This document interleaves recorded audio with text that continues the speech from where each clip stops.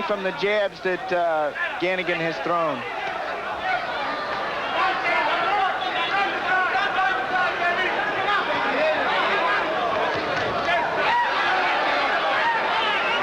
Nine rounds of this slugfest.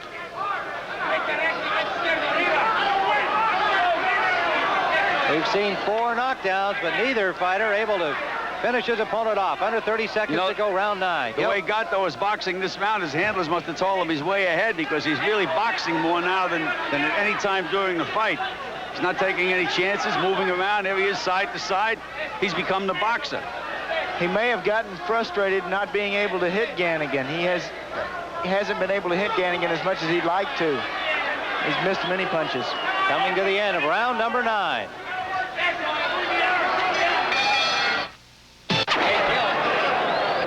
What an important final round this one is. It has to be a close fight, with Gonzalez perhaps ahead on the basis of his knockdown points scored in rounds 6 and 7. Ganigan had a knockdown in round 3. The low blow point taken away from Gonzalez. Gentlemen, this fight could be on the line here in the final round. And Gonzalez has become the boxer. He's moving all over the ring, side to side. And as close a fight this is, I'm surprised that Gonzalez is moving in this round. I figured him to go out in the final round and give it all he's got. No, they have him boxing. They may know something we don't know, Sean, but they have him boxing. The referee, Marty Denkin, judges Chuck Hassett. Big left hand by Ganigan. Gonzalez wailing back. Ganigan staying right there with him. There's that wide right hand to the body again.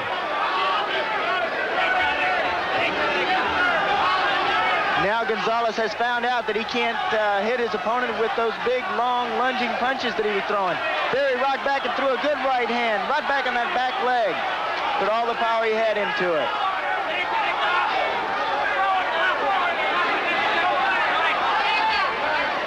Oh, Ganigan's fighting to win, I tell you that.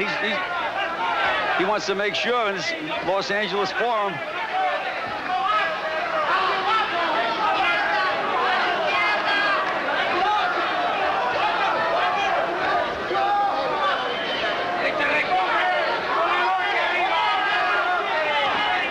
Ganigan's corner exhorting him to more action, throw more punches.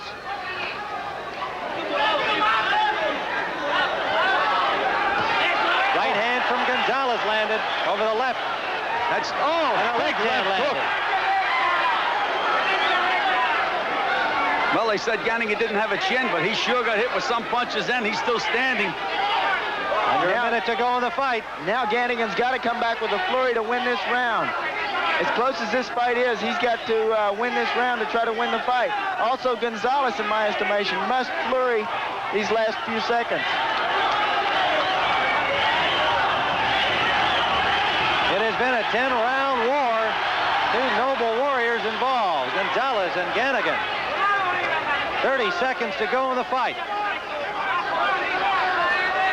Left hand from Ganigan.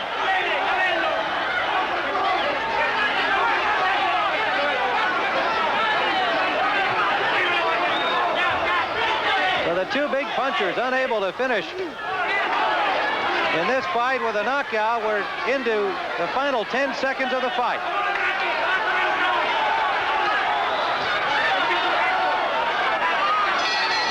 That's it. It's all over. It goes to a decision. With Gato Gonzalez, 16 knockouts and his 17 wins. Andy Ganigan, 29 out of 33. They managed to get him to the floor, but there were no knockouts here today. And we'll be back with the decision at the Forum in Inglewood in just a moment. Tim Ryan with Sean O'Grady and Gil Clancy, and we have the decision upcoming here. Gato Gonzalez and Andy Ganigan, 10 grueling rounds. We have a unanimous decision. Correction, we have a split decision.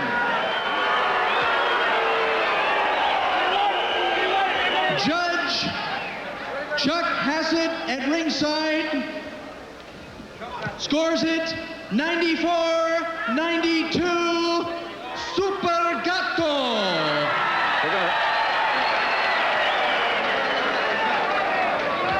Judge Dr. Jin Kin sees it 93-93.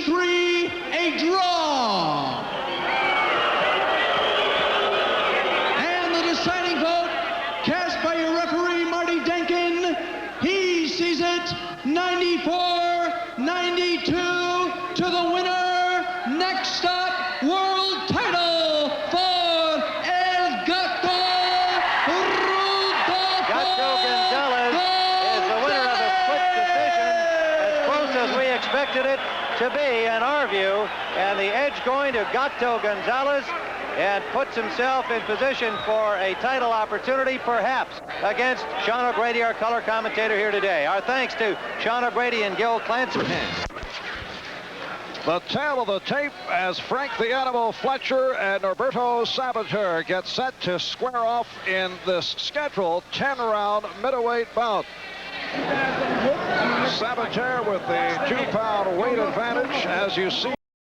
All right, Tim Ryan with Gil Clancy here in Little Rock, the ring announcer introducing Sean O'Grady. Andy Ganigan having just been introduced. There is Sean O'Grady, and of course some of his fans came over from Oklahoma City. But here in this convention center with a seating capacity of about 1,700, there is really a disappointing crowd for what is obviously one of the best lightweight bouts that anybody could ask to see this season, with O'Grady against Ganigan. But those that are here, as you can hear, are enthusiastic, and we expect will be largely partisan. All right, fellas, I want a nice clean fight. Keep those punches the up at all referee is times. Larry Hazard from New Jersey giving his instructions. I want you both to stop punching, step back. Case of a knockdown, fighter scoring a knockdown. Go to the farthest neutral corner, remain in that corner until I tell you to come out. If I have to warn you guys about infractions of the rules, I'm going to take points away. I won't tolerate it. You understand? Okay, you cooperate with me, and I'll take care of both of you. Shake hands. Good luck to you. Judging will be by the referee Larry Hazard and two judges from Little Rock, Lloyd Haynes and James Henry. And as we see the tail of the tape, the height advantage to Sean O'Grady. The age advantage would normally go to Ganigan, as you can see, 29 to 22, but it is O'Grady who has had many more fights, having started as a pro at the age of 15. O'Grady in green with white trim, Ganigan in gold with green trim, and that distinctive tattoo on the back of his back, which is a lion, and he's known in Hawaii as the Lion of Hawaii. Tim, this fight could really become a brawl. I think Ganigan is probably the better puncher with one solid punch, but I just have a feeling that Sean O'Grady has a better chin than Andy Ganigan. That could be a deciding factor in this fight. Oh, a good solid left hand, and we saw that O'Grady can take a punch. Well, we know that. Beautiful combination by Ganigan. Two right hooks and then a straight left. This is a small ring, 16 feet square. Do you see that as an advantage either way, Gil? Well, any advantage at all should be for the shorter guy. Ganigan, as you know, is the kind of a guy that likes to wing and throw punches, where Grady, with his height, could try to outbox Ganigan, but I don't think anybody's going to outbox anybody in this ring. Good combination of the body by Sean O'Grady, and he is regarded as an excellent body puncher by all observers of boxing. Sean O'Grady, managed and trained by his father, Pat O'Grady, has Ralph Citro in his corner. Larry Ichinos, the manager of Ganigan, he's trained by Mario Silva.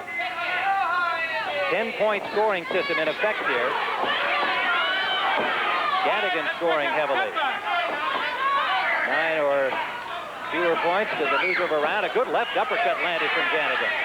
Backed up O'Grady. That hurt Sean a little bit. Yes, it did. Tim, both of these fighters have good hands. They both have thrown good combinations already this round, and it's early. Ganigan has not fought since that loss to Gonzalez in June. Now O'Grady on the attack. But he was training for a 10-round fight against Arturo Leon, which was postponed. And then all of a sudden the phone call to come here replacing Howard Davis in this fight against Sean O'Grady. So he has been in training. Tim, that Ganigan takes chances. He wings, but he leaves himself wide open. Good counter-punching flurry there by O'Grady as Ganigan came off the rope. In the fight against Gonzalez, we saw Ganigan knock him down on the third round. He went down a couple of times himself, wound up losing a decision. He landed a good right hand there. Big right hook by Ganigan.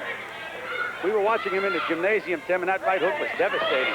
Less than 30 seconds in round one.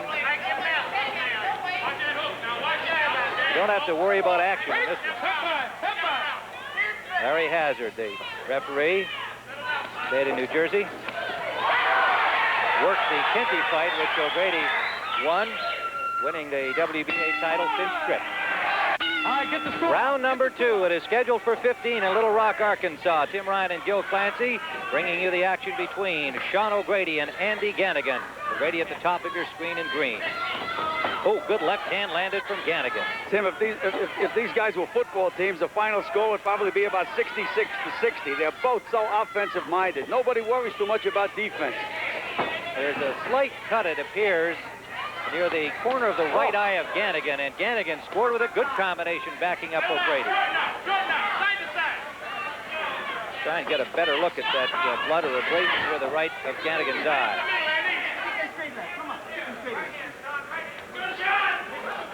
Left-handed Andy Ganigan. Slight cut right in the corner of the right eye of Ganigan. Of course, O'Grady has had the reputation of being a bleeder. He's since had some surgery. Good, he's hurt. O'Grady was down he goes. Ganigan with 2 left hands, and Sean O'Grady getting slowly to his feet. He's still in trouble. We're just in the 2nd round. O'Grady looking not real clear-eyed at this point. He was stunned, Tim, before the knockdown punch. Ganigan came out winging, but missed with the right hand, and O'Grady's in difficulty still. Looking to his corner, and his father and manager and trainer, Pat O'Grady, and Ganigan backs him up and knocks him right into the corner rope. Now, this could prove important. If that's counted as a knockdown, Tim, they have the 3 knockdown rule in effect. It is in effect. And indeed, it was Pat O'Grady who insisted that it remain so. Yes, and O'Grady did not go down, Tim. He sat on the bottom rope. But they called it a knockdown. They counted it. Now O'Grady rallies, and Ganigan takes a combination from O'Grady. Tim, somebody better start thinking defense, especially Sean. He better try to get through this round. Ganigan trying to finish O'Grady, wobbled him again, and he knocks him back into the rope. He's helpless, Tim. O'Grady, he's helpless. but he's staying on his feet. Credit to his stamina and conditioning. Less than a minute to go. Down he goes to the left of the body. That's it. The fight is over. The 3rd knockdown in the 2nd round, and Andy Ganigan has knocked out Sean O'Grady for the 3rd knockdown of the 2nd round. And while you pointed out O'Grady did not go to the canvas, in the rules meeting they said if a fighter was helpless on the ropes, it would be a knockdown, and that was the case, the way Larry Hazard, the referee, saw it. It was academic anyway, Gil, because Sean O'Grady could go no further. Pat O'Grady did not protest at all. Andy Ganigan with a dramatic 2nd round knockout of Sean O'Grady, the former WBA champion, who is down and still getting some treatment there. His father, Pat O'Grady, and other O'Grady handlers are gathered around. But a tremendously stunning 2nd round KO by Andy Ganigan, who came in as a substitute for Howard Davis Jr. in this fight against Sean O'Grady for what they are calling here the WAA World Championship, the first title under that new organization's designation. Ganigan, of course, more interested in the more established organizations, WBC and WBA, and he helped his cause here today. We're going to see the knockdown again. What are we showing here, fellas? We're going to show the final knockdown. Let's see what happens here. Not sure which knockdown we're going to see, but this is the last one. That short left hook wobbled O'Grady, trying gamely to stay on his feet. And a credit to his stamina and training for this fight. He was in excellent condition, but you can see it's just a will to stand up. He is really out of it here. And Ganigan, sensing that, continues to throw leather, and that left hook just missed, but it's a left to the body right here. With O'Grady still struggling to survive, and it's another left to the body, as I recall, Gil, that actually right there. Those body punches were murdered. Right, that's the one that sent him down. O'Grady is back in Atlantic City, New Jersey, at the Playboy Hotel and Casino for the WBA Light Heavyweight Championship, and defending for the first time, Michael Spinks. Principals are in the ring. Remember, here in the of the champion, Alexis Arguello. He is a prohibitive favorite here today. Most people, Alexis, expect that the hard-punching Ganigan will come right at you in the 1st round. What do you expect, and how do you plan to combat that? Well, as soon as the bell ring, we'll see what's going to be, what we have to do. My trainer and I will decide in the ring what kind of strategy we're going to use.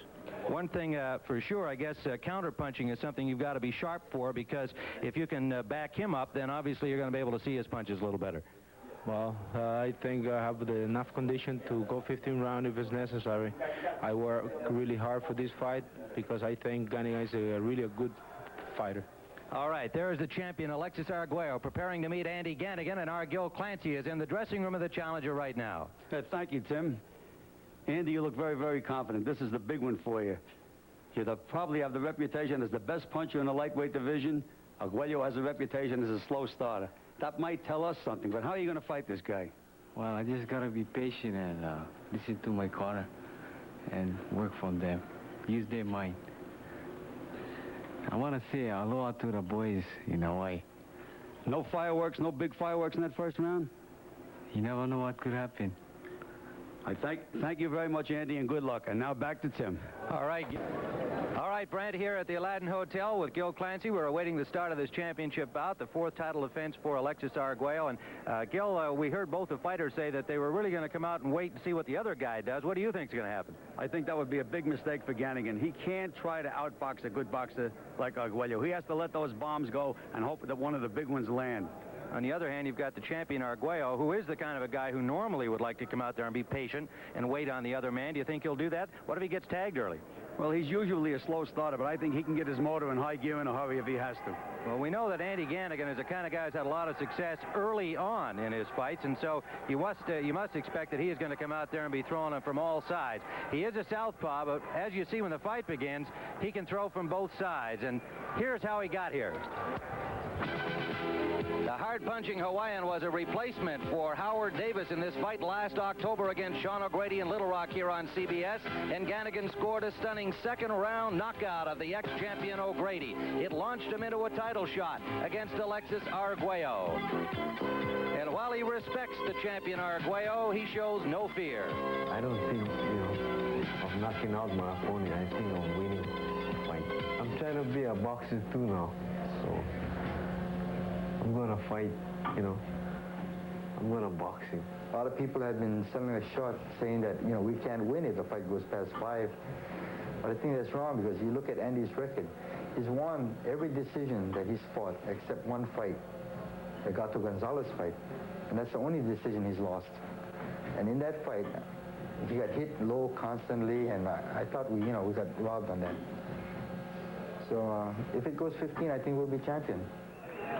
Well, here comes Andy Ganigan, the challenger from Honolulu, Hawaii. He is currently ranked #1 in the world by the WBC, #2 by the WBA. And, of course, that you heard reference to that controversial loss at the hands of Gato Gonzalez. You may remember that Gonzalez was ranked #1 at the time of that fight. That fight was here on CBS. Ganigan had him on the floor a couple of times. It was a real war. And there was some dispute at the finish as to who came out on top. As I recall on our score sheets, we did have Gonzalez ahead by a narrow margin. But nonetheless, it was certainly an impressive performance by Ganigan, and it got him that opportunity as a replacement for Howard Davis against Sean O'Grady, and all of a sudden, here he is fighting for the title. And, of course, he respects the man he's in there against, Alexis Arguello.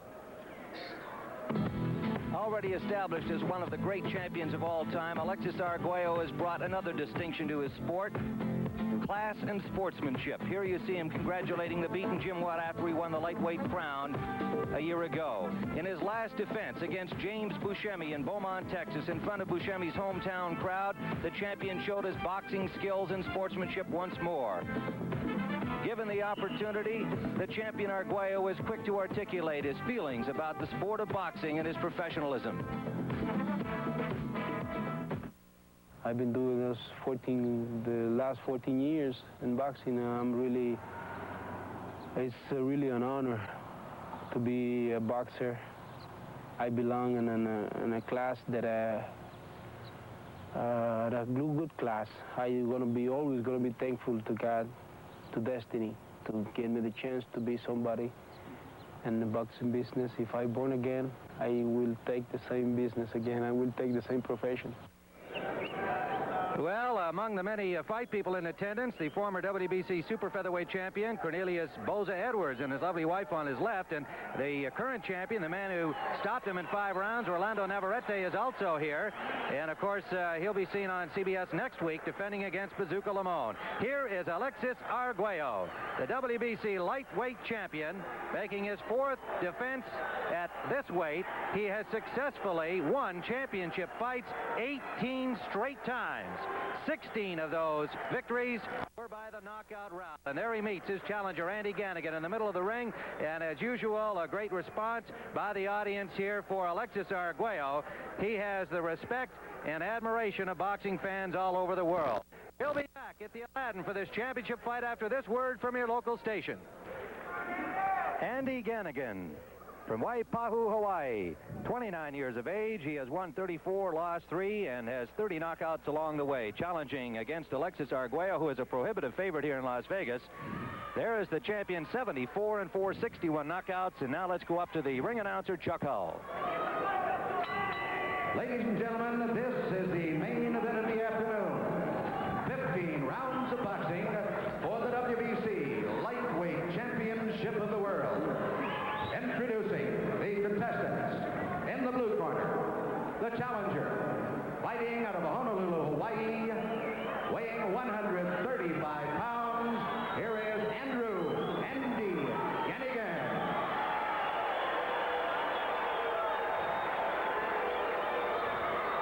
And in the red corner, the WBC Lightweight Champion of the World, formerly of Nicaragua, now fighting out of Kings Bay, Florida.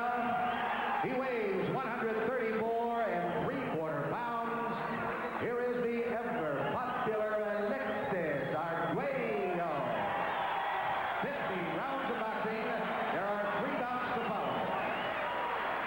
All right, the ring introductions by Chuck Hull. The referee is Carlos Padilla. And the judges who will do the scoring on the 10-point must system, Jose Mayorga from Los Angeles, Abraham Pacheco from Honolulu, and Hal Miller from Las Vegas. There is the tail of the tape. Arguello weighing in 1/4 pound under.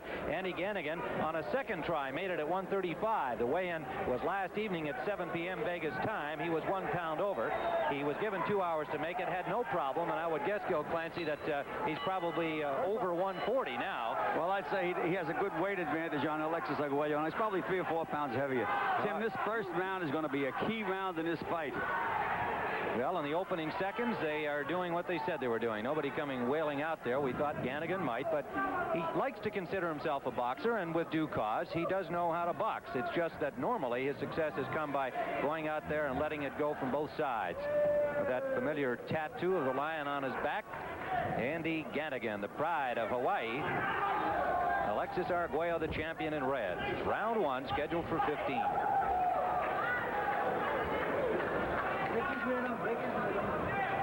This fight originally scheduled for April 3rd.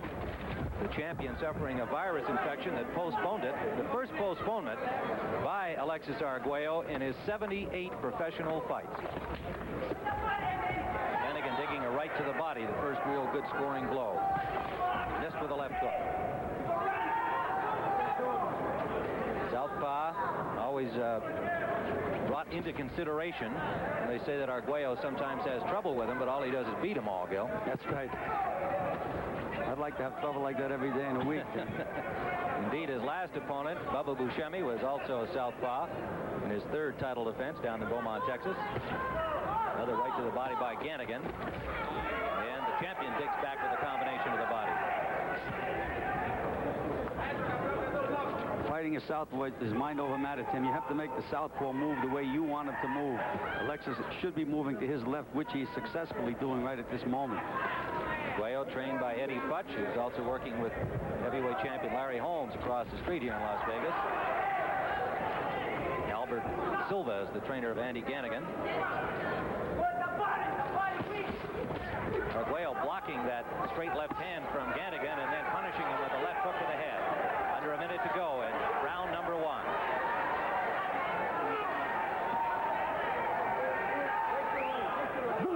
Ganigan has shown himself to be fearless against everybody, and he seemed very relaxed and very poised coming into this title fight against a boxer many consider a living legend.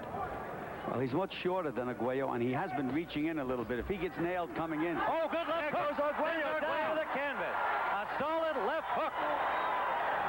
Just as Gil Clancy said he might be reaching in, he stepped in and landed that left hook and sent the champion to the canvas.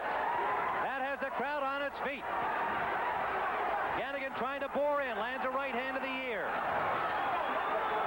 Arguello, a straight right hand to the forehead, and then a good left to the body of Ganigan. Well, there's the feel-out round, Tim. Some feel-out round. It lasted about a minute and a half, the feel-out portion of this first round. Ganigan cannot get through the defense. We're in the final seconds of round one. And Arguello with a slight smile at Ganigan coming back to his corner. Arguello appears to be very clear-eyed and in very good possession of his senses, but it was a solid left shot that drops him to the canvas.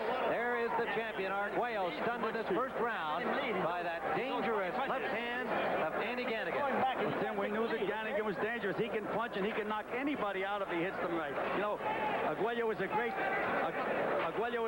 fighter, Tim, but one punch can make a great fighter just a good fighter. That's right. We're going to see that one punch again. Here's a replay. You see him boring in. There's the solid left hook that sent him to the canvas. And Arguello, we'll see it one more time. Right there. No, that's not it. Here it goes. Right to the body. Straight left hand, right to the chin, and down goes Arguello. All right, so the knockdown scored by Andy Ganigan in the first round here, and we are waiting round number 2. There's the bell.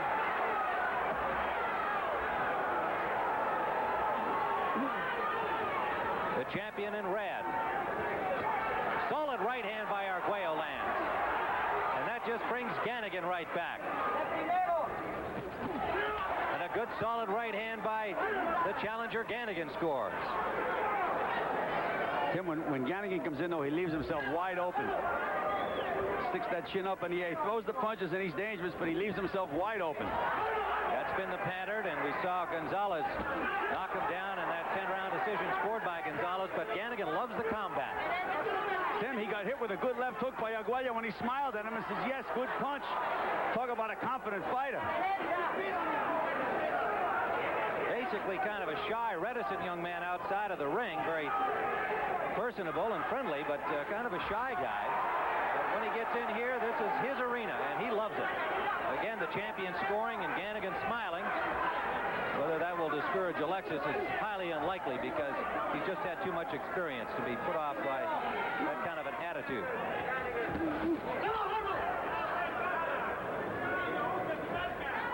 Round number 2 scheduled for 15. If you just joined us, Ganigan the challenger in gold and the champion Arguello on the floor in round 1. Solid left-hand shot. Left to the body by Ganigan. Been a long time since Arguello's been on the floor against Jose Luis Ramirez. Another southpaw, Tim, had him on the deck. About 10 fights ago.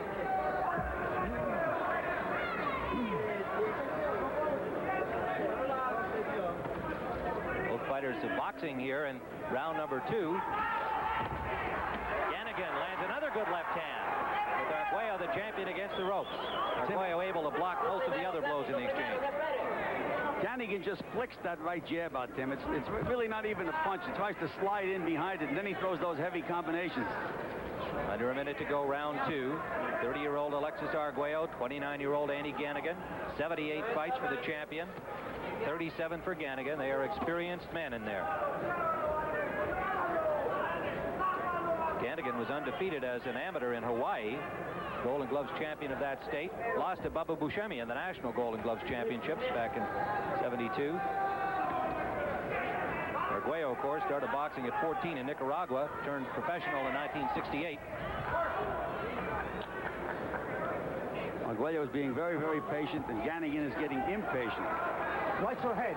Right to the head. That knockdown has got to give Ganigan quite a lift in confidence, although he appeared to have plenty coming in. Final seconds of round 2. Round number 3, the WBC Lightweight Championship bout. The champion Arguello on the left of your screen, Andy Ganigan from Honolulu, Hawaii, takes a straight right hand from the champion and comes right back, scoring the left of his own. Arguello blocks the next 2 punches. Tim, Eddie, good right hand by Arguello. He backed up Ganigan with that shot. First time he has in the fight. Tim, this is a war. Eddie Futch in Arguello's corner said, try to use that right hand underneath and left hook behind it. Let's see if Alex does it. That's the combination he was working on all week in the gym.